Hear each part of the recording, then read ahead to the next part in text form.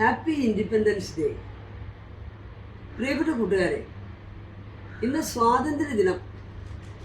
ഭാരതത്തിൻ്റെ സ്വാതന്ത്ര്യം നേടിയ 78ാമത്തെ വർഷമാണെന്നാണ് എൻ്റെ ഓർമ്മ. ശരിയാണെങ്കിൽ തീർച്ചയായും പ്രിയമുള്ളവരെ, സ്വാതന്ത്ര്യം എന്നത് എല്ലാ മനുഷ്യൻ്റെയും ആത്യന്തികമായിട്ടുള്ള ഒരു ദാഹമാണ്, ഒരാവശ്യമാണ്. ഇന്ത്യക്ക് സ്വാതന്ത്ര്യം കിട്ടിയിട്ട് ഇത്രയും കാലമായി. ഈ സ്വാതന്ത്ര്യത്തെക്കുറിച്ച് നമ്മളൊന്ന് ധ്യാനിക്കുമ്പോൾ, ഞാനിന്ന് രാവിലെ ഇങ്ങനെ ധ്യാനിച്ചപ്പോൾ സ്വാതന്ത്ര്യത്തെക്കുറിച്ചൊന്ന് മനസ്സിൽ കൂടെ കടന്നുപോയ കുറച്ച് തോട്ട്സ് നിങ്ങളുടെ മുമ്പിൽ പങ്കുവയ്ക്കാമെന്ന് വെച്ചു. എന്താണ് സ്വാതന്ത്ര്യം അനുഭവിക്കാൻ വേണ്ട സൂത്രവാക്യം? ഞാൻ അങ്ങനെയൊന്ന് ആലോചിച്ച് നോക്കി. അപ്പോൾ എനിക്ക് മനസ്സിലായി, എനിക്ക് സ്വാതന്ത്ര്യം തരേണ്ടത് ഈ ലോകത്തെ മറ്റാരുമല്ല, ഞാൻ തന്നെയാണ്. എന്താണെന്നല്ലേ? ഈ കഴിഞ്ഞ ദിവസം എൻ്റെ അടുത്ത് ഒരു പെൺകുട്ടി വന്നിട്ട് കൗൺസിലിങ്ങിന് വന്നപ്പോൾ പറഞ്ഞു, സിസ്റ്ററെ, ഞാൻ 7ാം ക്ലാസ് തുടങ്ങി ഒരുത്തനെ പ്രണയിക്കുന്നതാണ്. ഇപ്പം ഞാൻ ഡിഗ്രി സെക്കൻഡ് ഇയർ പഠിക്കുകയാണ്. ഇപ്പം എനിക്കിത് ഭയങ്കര ഒരു അസ്വസ്ഥതയാണ്, എനിക്കൊരു സ്വാതന്ത്ര്യം ഇല്ലേ സിസ്റ്റർ. ഞാൻ പറഞ്ഞു, എന്തു പറ്റി? ഞാൻ ബസ്സിൽ പോയാൽ ആരെങ്കിലും എന്നെ തൊട്ടാൽ ഒരു പ്രയാസം, ഞാനൊന്ന് തൊട്ടാൽ പ്രയാസം, എന്നെ ആരെങ്കിലും മുട്ടിയാൽ പ്രയാസം, ഞാൻ ഡ്രസ്സ് ശരിക്കിട്ടില്ലെങ്കിൽ പ്രയാസം, ഷോൾ ഇട്ടേ നടക്കാൻ പാടുള്ളൂ, 100,000 റെസ്ട്രിക്ഷൻസാണ് എനിക്ക് അവൻ തരുന്നത്. എനിക്കൊരു സ്വാതന്ത്ര്യമില്ല എൻ്റെ റിലേഷൻഷിപ്പിൽ. അപ്പം ഞാൻ ചോദിച്ചു, നിന്റെ സ്വാതന്ത്ര്യം ആരാ എടുത്തു കളഞ്ഞേ? അവൻ എന്നാണ് ഈ കൊച്ചു പറയുന്നത്. ഞാൻ ചോദിച്ചു, നിനക്ക് സ്വാതന്ത്ര്യം തരണമെങ്കിൽ ആദ്യം ആര് മനസ്സ് വയ്ക്കണം? ഞാൻ തന്നെ മനസ്സ് വയ്ക്കണം, നീ തന്നെ മനസ്സ് വയ്ക്കണം നിന്റെ സ്വാതന്ത്ര്യം. ഈ സ്വാതന്ത്ര്യം എന്ന് പറയുന്നത് എൻ്റെ മനസ്സിൻ്റെ വിടുതലാണ്. ഇന്ന് നമുക്കറിയാം, പരിശുദ്ധ കന്യകാമറിയത്തിൻ്റെ സ്വർഗാരോപണ തിരുനാളാണ്. ഈ അമ്മ ആരാണ്? ഈ അമ്മ ഈ ഉടലോടെ സ്വർഗത്തിൽ പോയില്ലയോ എന്നതിനെ കുറിച്ചല്ല. ഇതൊരു വിശ്വാസ സത്യമായിട്ട് കത്തോലിക്ക സഭ പ്രഖ്യാപിച്ചിരിക്കുന്നു. പക്ഷെ ഒരു കാര്യം നമുക്ക് സത്യമാണ്, അമ്മ ഈ ലോകത്തിൻ്റെ സർവ്വ ബന്ധനങ്ങളിൽ നിന്നും വിടുതൽ പ്രാപിച്ച് പൂർവാധികം ശക്തിയോടെ തമ്പുരാന്റെ പാതയിൽ ജീവിതത്തെ മുന്നോട്ട് നയിച്ച ഒരു വ്യക്തിയാണ്. ഇതെങ്ങനെ അമ്മയ്ക്ക് അത് കിട്ടിയത്? ഈ ജീവിച്ചിരിക്കുമ്പോൾ 10-20 വയസ്സുള്ളൊരു പെണ്ണ് ഒരു ഭർത്താവിൻ്റെ അറിവ് കൂടാതെ പ്രസവിക്കാൻ പോകണമെന്നാണ് മാലാഖ കൊടുത്ത സന്ദേശം.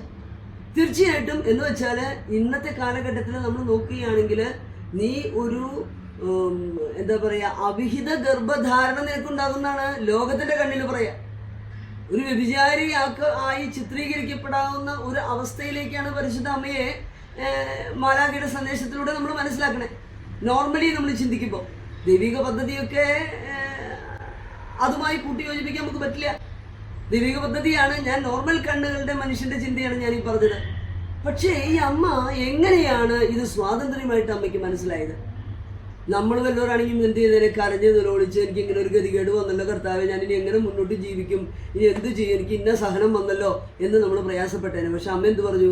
ഇതാ കർത്താവിൻ്റെ ദാസി, അങ്ങേ വചനം പോലെ എന്നിൽ ഭവിക്കട്ടെ, അങ്ങേ വചനം പോലെ എന്നിൽ ഭവിക്കട്ടെ എന്ന് സമ്മതം കൊടുക്കുന്നതോടുകൂടി ഈ സ്ത്രീ പൂർണ്ണ വിടുതൽ പ്രാപിച്ചു.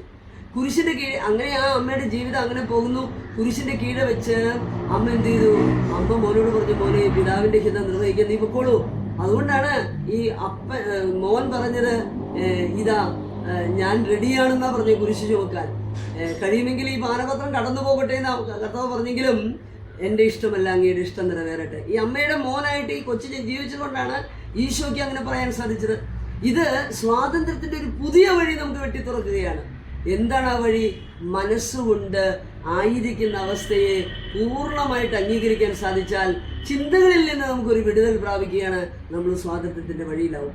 ഉദാഹരണമായിട്ട് ഇപ്പോൾ കുടുംബജീവിതം നയിക്കുന്ന എൻ്റെ കൂട്ടുകാരെ, നിങ്ങൾക്ക് ചിലപ്പോൾ തോന്നും, ഈ ഭർത്താവ് ഞാൻ പറഞ്ഞ ഒന്നും മനസ്സിലാക്കുന്നില്ലോ, ഇയാൾ എപ്പോഴും എന്നെ കുറ്റപ്പെടുത്തുകയാണല്ലോ, ഇതെന്താ ഈ മനുഷ്യൻ ഇങ്ങനെ, അല്ലെങ്കിൽ ഈ ഭാര്യ എന്താ ഇങ്ങനെ, എൻ്റെ മക്കൾ എന്താ ഇങ്ങനെ, മോൻ എന്താ ഇങ്ങനെ, ഇവരെന്താ എന്നോട് ഇങ്ങനെ സംസാരിക്കുന്നത്, ഇവരെന്താ ഇങ്ങനെ പറഞ്ഞു. ഒരുപക്ഷെ അവർ ചിന്തിക്കുന്ന പോലും ഉണ്ടാവില്ല, അവർ നീ ചിന്തിക്കുന്ന പോലെയല്ല ചിന്തിച്ചിട്ടുള്ളത്.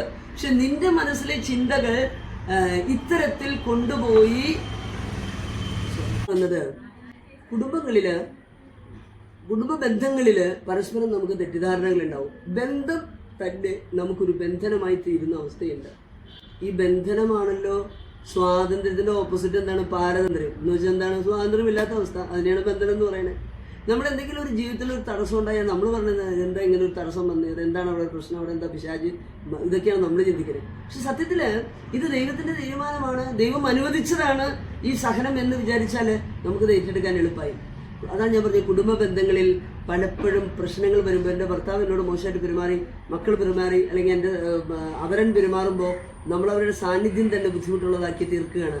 നമ്മൾ തന്നെ വിധിക്കുകയാണ്, അവൻ ഇങ്ങനെ പറഞ്ഞതാണ്, എന്നെ ഇങ്ങനെ ആക്കിയതാണെന്നൊക്കെ. സത്യത്തിൽ അവർ നമ്മൾ ചിന്തിക്കുന്ന പോലെ ചിന്തിക്കുന്നുണ്ടാവില്ല. അപ്പോൾ നമ്മുടെ ചിന്തകളിലാണ് നമ്മുടെ സ്വാതന്ത്ര്യമില്ലാത്ത അവസ്ഥ നമ്മൾ അനുഭവിക്കുന്ന ചിന്തകളിലാണ്. നമ്മളപ്പോൾ ചിന്തിക്കാനായിട്ട് നമുക്ക് ഇങ്ങനെ സാധിക്കണം. ഇത് ഞാൻ തന്നെ എൻ്റെ മനസ്സിൽ ചിന്തിക്കുക, അവരത് അങ്ങനെയല്ല പറഞ്ഞ്, അവരങ്ങനെയല്ല ചിന്തിച്ചേ, ഇത് ഞാൻ എന്തിനാ അങ്ങനെ ഒരു കളർ കൊടുക്കണേ എന്ന് നമ്മൾ ചിന്തിക്കുകയാണെങ്കിൽ നമ്മൾ സ്വാതന്ത്ര്യത്തിലായി.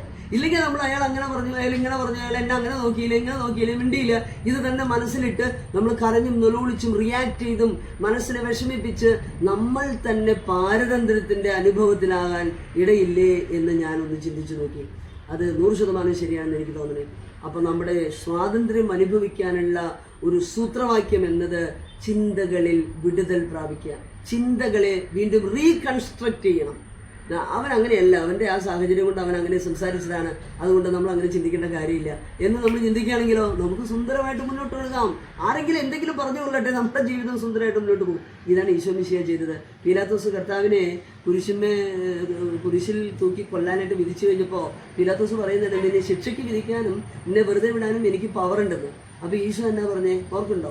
ഈശോ പറഞ്ഞു, ഉന്നതത്തിൽ നിന്ന് അധികാരം നൽകപ്പെട്ടില്ലായിരുന്നെങ്കിൽ നിനക്ക് എൻ്റെ മേലെ ഒരു അവകാശവും ഉണ്ടാവില്ല എന്ന് വെച്ചാൽ ഈശോയുടെ ചിന്തയെ വിശദീകരിക്കുകയാണ്. ഈശോയുടെ ചിന്തയെ സ്വാതന്ത്ര്യത്തിൻ്റെതാക്കി മാറ്റുകയാണ്. പീലാത്തോസേ, നീയല്ല എന്നെ വിധിക്കുന്നത്, എന്നെ വിധിക്കാൻ ഈ വിധിയെ എന്നെ അനുവദിച്ചത് എൻ്റെ ദൈവമാണ്, അതുകൊണ്ട് അതെൻ്റെ സ്വാതന്ത്ര്യമാണ്. ഞാൻ മനസ്സാ വാചാ കർമ്മണ ദൈവത്തിൻ്റെ വില്ലാണെന്ന് കരുതി അത് ഞാൻ സ്വീകരിക്കുകയാണ്. അങ്ങനെ വന്നപ്പോൾ ഈശോയ്ക്ക് വിടുതൽ കിട്ടി. ആ വിടുതൽ കിട്ടിയതോടുകൂടി വലിയ പിതാവ് അനുവദിച്ച ആ വലിയ രക്ഷാകര പദ്ധതിയുടെ മഹത്വീകരണം അവിടെ നടക്കുകയാണ്. ശരിക്കും ഉത്ഥാനം ചെയ്തപ്പോഴല്ല നടന്നത്, ഈ വില്ല് കൊടുത്തപ്പോഴാണ് അവിടെ നടന്നത്. ഇതുപോലെ നമ്മുടെ നിത്യജീവിതത്തിൽ ഉണ്ടാകുന്ന ചെറുതും വലുതുമായ സഹനങ്ങളെ സുന്ദരമായിട്ട് നമുക്ക് ഏറ്റെടുക്കാനും അത് സ്വാതന്ത്ര്യത്തിൻ്റെ അനുഭവമാക്കാൻ നീ തീരുമാനിക്കണം. നീ എന്ന് തീരുമാനിക്കുന്നോ അന്ന് നീ സ്വാതന്ത്ര്യം അനുഭവിക്കും.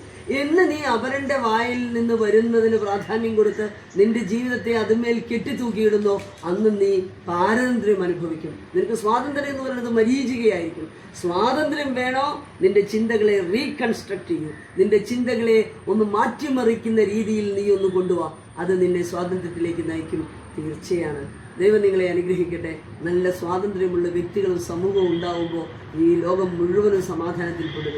ഇന്ന് നമുക്കറിയാം, നമ്മുടെ ഇന്ത്യയിൽ ഈ മതത്തിൻ്റെ, രാഷ്ട്രീയത്തിൻ്റെ, വർണ്ണത്തിൻ്റെ, വിദ്യാഭ്യാസത്തിൻ്റെ, പണത്തിൻ്റെ ഒക്കെ പേരിൽ രാജ്യത്തെ വെട്ടിമുറിക്കുന്ന ഒരു സംസ്കാരമാണ് നമ്മുടെ രാജ്യത്തിലുള്ളത്. ഈ വെട്ടിമുറിക്കൽ ഒക്കെ മാറ്റി സമാധാനത്തിലും സന്തോഷത്തിലും മുന്നോട്ട് പോകണമെങ്കിൽ നമ്മൾ ഇന്ത്യയുടെ ഭാരതത്തിൻ്റെ കോൺസ്റ്റിറ്റ്യൂഷനെ പരിരക്ഷിക്കേണ്ടത് എൻ്റെയും നിങ്ങളുടെയും കടമയാണ്.